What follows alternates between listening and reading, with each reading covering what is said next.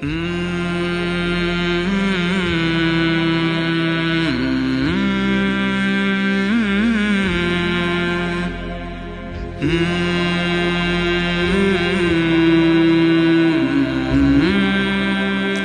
علیکم ورحمۃ اللہ وبرکاتہ۔ الحمدللہ وکفی وسلام علی عبادہ الذین اصطفیٰ وخاصۃ علی محمد رسول اللہ صلی اللہ تعالی علیہ وسلم۔ اما بعد فاعوذ باللہ من الشیطان الرجیم، بسم اللہ الرحمن الرحیم۔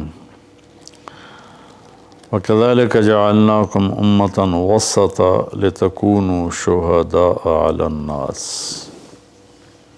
اور ہم نے تمہیں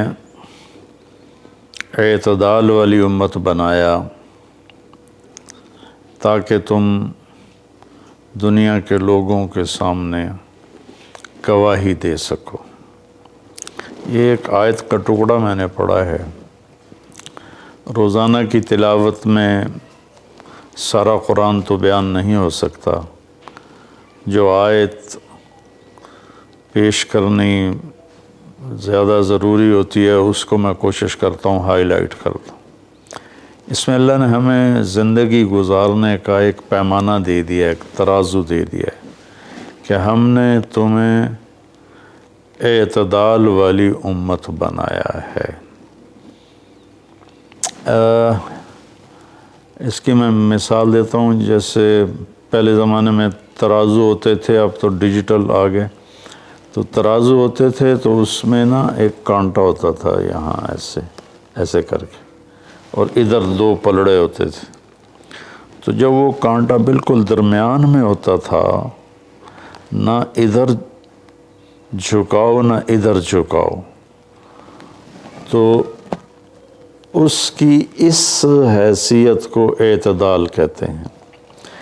ادھر چلا جائے زیادہ تو بھی شدت پسندی، ادھر چلا جائے زیادہ تو بھی شدت پسندی۔ یوں ہو جائے دین میں بہت زیادہ، یہ بھی اللہ کو پسند نہیں۔ ایسے ہو جائے دنیا میں بہت زیادہ، یہ بھی اللہ کو پسند نہیں۔ اللہ تعالیٰ فرماتے ہیں کہ اپنی زندگی میں عدل پیدا کرو، انصاف پیدا کرو، اعتدال پیدا کرو، کہ جب دنیا میں لگو تو ایسے نہ لگو کہ تمہیں آخرت بھول جائے۔ تم جھوٹ کو حلال کر دو، سود کو حلال کر دو، اور سارے حرام کو کرتے چلے جاؤ کہ جی ہم تو گناہ گار ہیں، ہم تو دنیا دار ہیں۔ یہ بھی انتہا پسندی ہے، یہ اللہ کو پسند نہیں ہے۔ دنیا کی طلب ایک بڑا عمل ہے۔ اللہ کے نبی کا فرمان ہے، من طلب الدنیا حلالا، جس نے رزق حلال کمایا، جس نے دنیا کو حلال راستے سے طلب کیا، اس میں جھوٹ نہیں، اس میں دھوکہ نہیں، فراڈ نہیں، اس میں سود نہیں، اس میں ظلم اور زیادتی نہیں، اس میں وعدہ خلافی نہیں، کسی غلط چیز کی تجارت نہیں، شراب بیچتا ہے یا ڈرگز بیچتا ہے، نسل کو برباد کرتا ہے۔ تو جس نے حلال راستے سے دنیا کو کمایا، استعفافاً عن المسئلہ، کہ مجھے مانگنا نہ پڑے لوگوں سے، میں خوددار بن کے زندگی گزاروں۔ سعیاً علی اہلہ، اپنے بچوں پہ خرچ کرنے کے لیے کہ وہ عزت کی زندگی گزاریں۔ تعطفاً علی جارہ، اپنے آس پاس کے غریب لوگوں پر خرچ کرنے کے لیے، جو صبح بازار جاتا ہے اور اپنی جاب پر جاتا ہے، اپنی مزدوری پر جاتا ہے، وہ ریڑھی پر بیٹھتا ہے یا بہت بڑے پروجیکٹ کے آفس میں بیٹھتا ہے، اگر یہ چار باتیں اس کے اندر ہیں، حلال کماتا ہے، جابین رشوت نہیں لیتا، غلط کام نہیں کرتا، کسی کی فائل نہیں روکتا، بچوں پہ خرچ کرنے کے لیے اور پڑوسیوں کو نوازنے کے لیے، غریب پڑوسیوں پر خرچ کرنے کے لیے، اور سوال سے بچنے کے لیے۔ جو دنیا کو کماتا ہے تو اب آپ خوشخبری سنیں، لقی اللہ تعالی یوم القیامہ وجہہ مثل القمر لیلۃ البدر، قیامت کے دن وہ اللہ سے ایسے ملے گا کہ اس کا چہرہ 14ویں رات کے چاند کی طرح چمکتا ہوگا۔ تو ایسی دنیا کمانا بھی بندگی ہے۔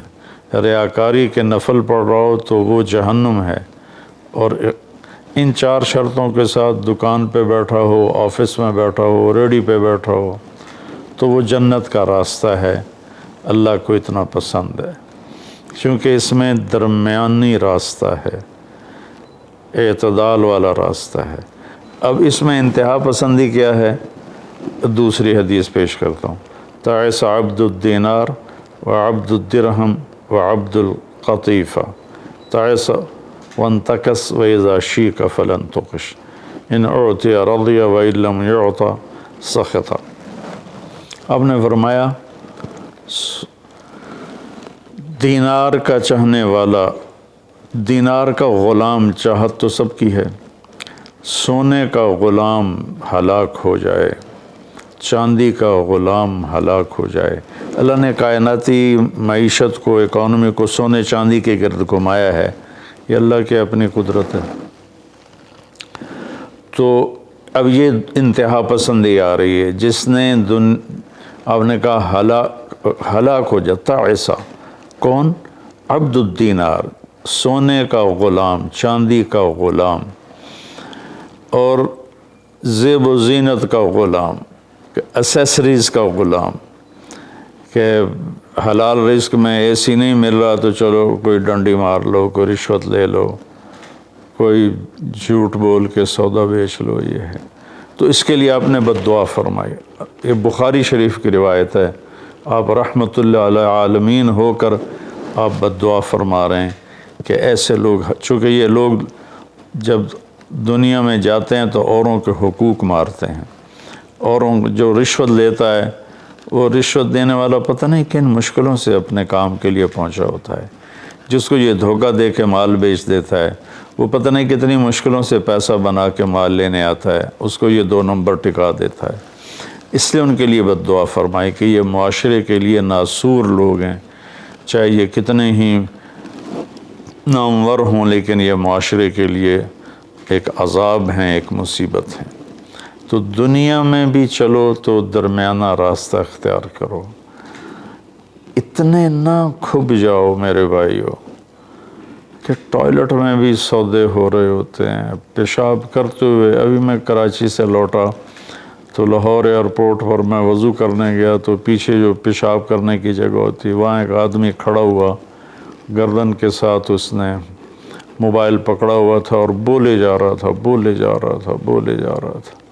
یہ بھی کوئی زندگی نہیں ہے، کھانا بھی کھا رہے ہیں اور سودا بھی بیچ رہے ہیں اور پیمنٹ بھی لے رہے ہیں اور سودا کر بھی رہے ہیں اور ساتھ کھانا بھی کھا رہے ہیں۔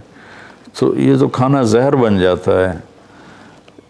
دماغ کی طرف سے آرڈر جاتا ہے کہ کھانا آ گیا ہے، تیار ہو جاؤ، معدے کو آرڈر ملتا ہے، ساتھ ہی فون کی گھنٹی بجتی ہے، فون اٹھاتا ہے تو آرڈر فون کی طرف چلا جاتا ہے، معدے کو آرڈر نہیں جاتا، غذا زہر بن جاتی ہے۔ تو ایسی دنیا کما کے کیا کرنا جس میں آپ کی صحت ہی برباد ہو جائے اور آپ اتنے مصروف ہو جائیں کہ گھر میں آ کر بھی کوئی بچوں سے دلچسپی نہیں، بس اپنے موبائل پر یا سودے کر رہے ہیں یا موبائل پہ کوئی گیمیں کھیل رہے ہیں یا کوئی مووی دیکھ رہے ہیں یا کوئی ڈرامہ دیکھ رہے ہیں۔ کتنی مائیں ہیں جو اس طرح اپنے بچوں کو جھٹک دیتی ہیں، وہ ڈرامہ دیکھ رہی ہوتی ہیں یا کوئی مووی دیکھ رہی ہوتی ہیں یا کوئی کلپ دیکھ رہی ہوتی ہیں، تو بچہ آتا ہے تو اس کو ہوں ہاں کر کے ٹال دیتی ہیں۔ میرے بھائیو، میری بہنوں، اپنی زندگی کو وہ درمیان میں لاؤ، درمیان۔ میں آپ کو مثال دیتا ہوں، گاڑی کے چاروں ٹائر میں ہوا بیلنس ہو تو گاڑی صحیح چلتی ہے، چاہے ایف ایکس کیوں نہ ہو، اور اگر ہوا اوپر نیچے ہے، بیلنس نہیں ہے، تو مرسڈیز بھی ہوگی تو وہ چلنے میں آپ کو تکلیف دے گی۔ ایک گاڑی ہے، انسان بھی، اس کو بھی بیلنس آف لائف چاہیے۔ یہ گھر میں آؤ تو گھر کے ہو جاؤ، فون آف کر دو، اور اپنے بچوں سے بات کرو، بیوی سے بات کرو، ان کے ساتھ بیٹھو، ان سے گپ شپ کرو، اور گھر کی باتیں کرو، گھر کے مسائل ذکر کرو، باہر کے مسائل کو گیٹ پہ چھوڑ کے آ جایا کرو۔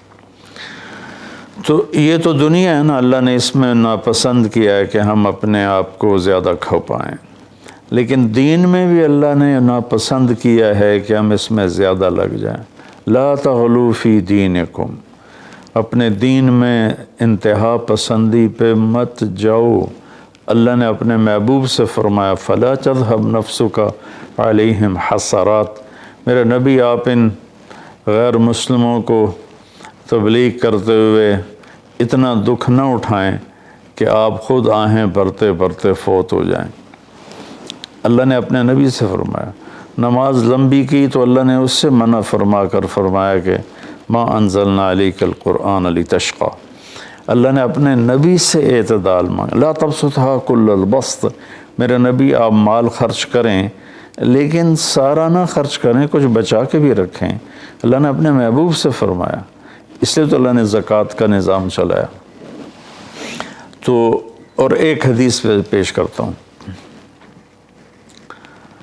3 صحابہ آئے حضرت عائشہ رضی اللہ عنہ کے پاس کہ اللہ کے نبی کی رات کیسی ہوتی ہے، تو انہوں نے فرمایا کہ سوتے بھی ہیں اور اٹھتے بھی ہیں، نفل بھی پڑھتے ہیں، بلکہ آپ کی بہت خوبصورت عادت تھی، جب آپ تہجد سے فارغ ہو جاتے تو یوں کر کے لیٹ جاتے، ایسے کر کے، اور حضرت عائشہ رضی اللہ تعالیٰ عنہ بھی اٹھ جاتی تو آپ ان کے ساتھ اسی حال میں باتیں کرتے، گپ شپ لگاتے، تہجد کے وقت میں اپنی بیگم سے پیار محبت کی باتیں ہو رہی ہیں، اتنے میں حضرت بلال اذان دیتے تو آپ اٹھ کے 2 رکعت سنت ادا کرتے اور نماز پڑھانے کے لیے مسجد تشریف لے جاتے تھے۔ تو اتنی اعتدال کی لائف تھی، ہنسی مذاق فرماتے تھے، اور حضرت عائشہ رضی اللہ عنہ کو لقمے بنا کے کھلاتے تھے، ان کو آٹا گوندھ کے دیتے رہے جب تک حضرت عائشہ رضی اللہ عنہ کو آٹا گوندھنا نہیں آیا، کہ وہ چھوٹی عمر میں ان کی شادی ہوئی تھی۔ تو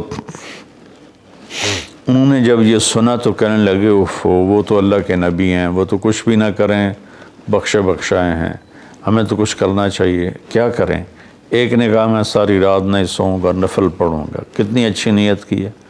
دوسرے نے کہا میں ساری زندگی روزے رکھوں گا، کبھی افطار نہیں کروں گا، کتنی اچھی نیت ہے۔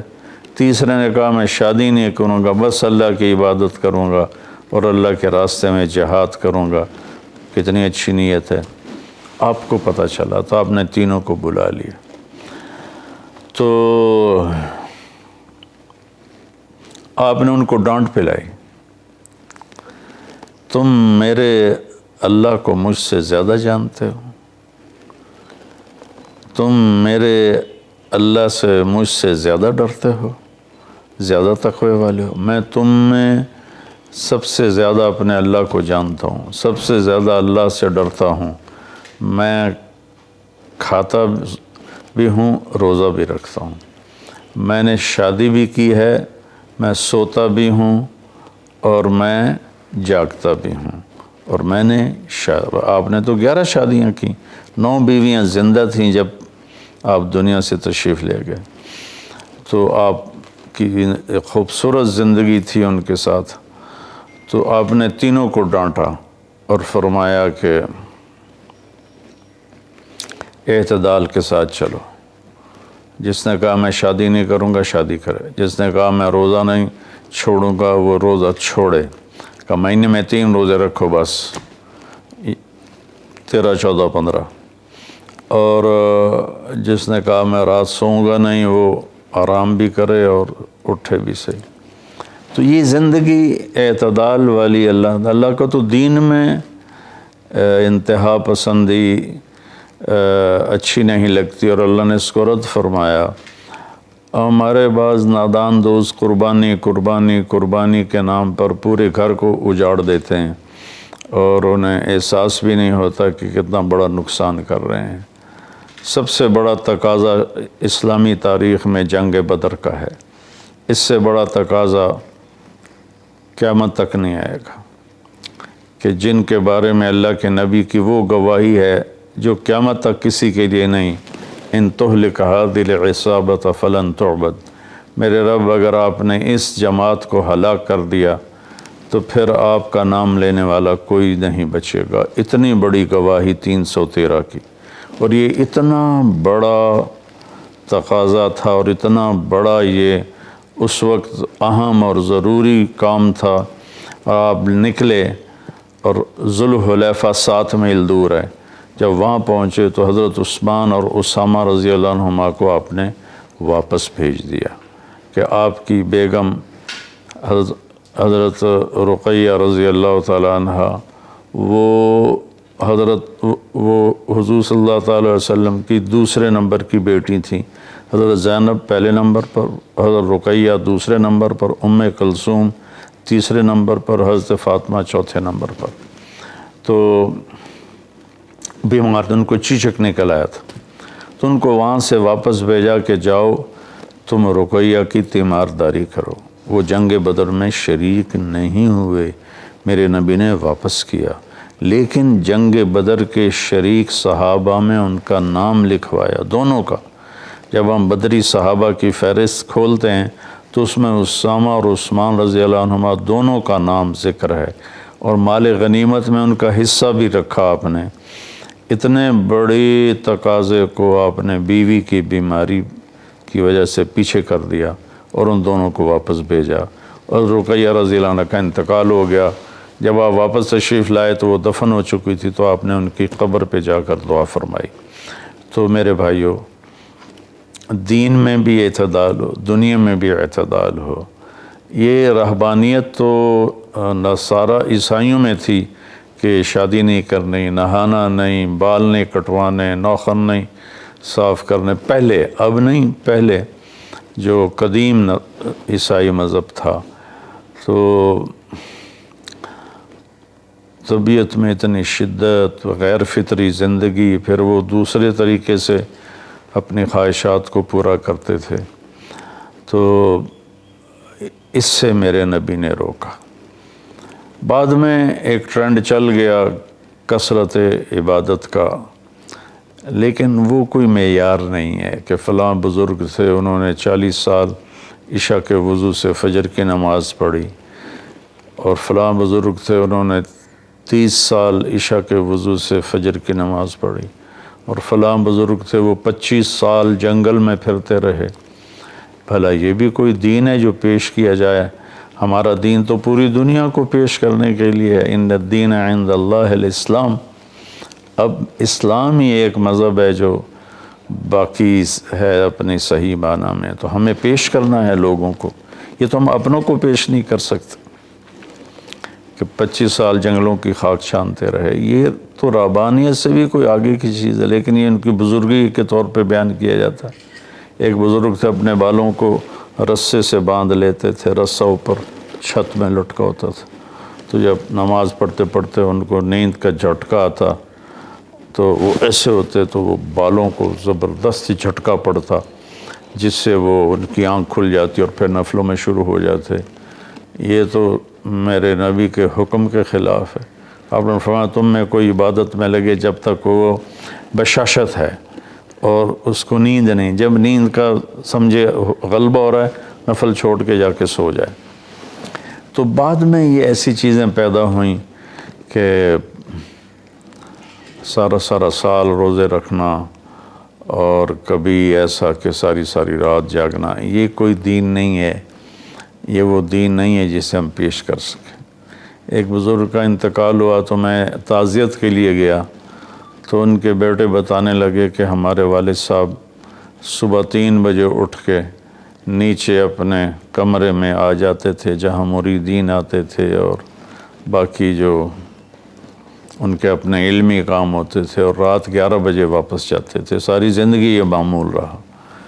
یہ کوئی قابل ذکر بات نہیں ہے جس کو ہم بطور ایک نمونہ پیش کریں۔ میرے نبی نے اپنی زندگی کو 4 حصوں میں تقسیم کیا ہوا تھا۔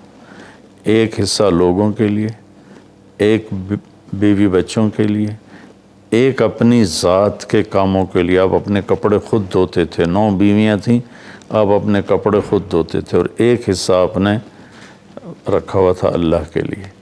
تو آپ سے زیادہ مشکل لائف کسی کی نہیں، آپ سے زیادہ بڑا ذمہ دار کائنات میں کوئی نہیں۔ آپ نے زندگی کو 4 حصوں میں ڈیوائیڈ کیا ہوا تھا۔ تو اگر ہم دنیا میں لگتے ہیں تو حلال حرام بھول جاتے ہیں، جھوٹ سچ بھول جاتے ہیں، دھوکہ دیانت کو بھول جاتے ہیں، اور دین میں لگتے ہیں تو بچے بیوی بھول جاتے ہیں، اپنے کام کاروبار بھول جاتے ہیں۔ آپ دیکھیں اصحاب صفہ وہ تھے جن کا کوئی کام نہیں تھا، لیکن 10 مبشرہ میں سے ایک بھی اصحاب صفہ میں نہیں، خلفاء میں ایک بھی اصحاب صفہ میں نہیں۔ اور اصحاب صفہ کوئی دینی تقاضوں کے لیے فارغ نہیں بیٹھے تھے، اصحاب صفہ کا ٹھکانہ کوئی نہیں تھا۔ جب صدیقی دور میں ٹھکانے مل گئے تو اصحاب صفہ بھی ختم ہو گئے۔ تو بھائیو، میری گزارش ہے آپ سب کی خدمت میں کہ اعتدال کی زندگی گزارو، اللہ کے واسطے اعتدال کی زندگی گزارو۔ ایک صحابی آئے، بڑے مالدار تھے، کپڑے ان کے پرانے بھی تھے اور بڑے گھٹیا قسم کے تھے اور میلے بھی تھے۔ آپ نے ان سے فرمایا کیا ہوا، غریب ہو گئے ہو؟ کہا جی نہیں۔ آپ نے فرمایا تو اللہ نے جو تجھے دیا ہے تو وہ چاہتا ہے کہ اللہ تیرے اوپر اس کا اثر دیکھے، اٹھو جا کے کپڑے تبدیل کر کے آؤ۔ آپ نے ان کو واپس بھیجا، ان کے کپڑے تبدیل کروائے۔ تو یہ کہ کسی کو اللہ رزق دیتا ہے، وہ اچھے کپڑے پہنتا ہے، اچھی سواری استعمال کرتا ہے، اچھے گھر میں رہتا ہے، اپنا کاروبار دیکھتا ہے، اس کو دنیا داری نہیں کہتے۔ دنیا داری تو جھوٹ اور فراڈ اور حرام اور رشوت، جتنے غلط راستوں سے جو جانا ہے کاروباری زندگی میں، یہ دنیا داری ہے۔ عبد الرحمن بن عوف رضی اللہ تعالیٰ عنہ نے وراثت میں اتنا سونا چھوڑا کہ بچوں میں تقسیم کرنے کے لیے وراثت کو کاٹتے کاٹتے آریاں ٹوٹ گئیں۔ 1000 گھوڑے، 10,000 بکریاں اور 1000 اونٹ، یہ مال مویشی ان کے پاس تھے، اور زمینیں الگ تھیں، لیکن وہ 10 بڑے صحابہ میں ہیں، ٹاپ 10 صحابہ میں ہیں۔ تو بھائیو، رمضان کا مہینہ ہے، اللہ سے مانگیں کہ اللہ ہمیں اعتدال والی زندگی نصیب فرمائے۔ السلام علیکم ورحمۃ اللہ۔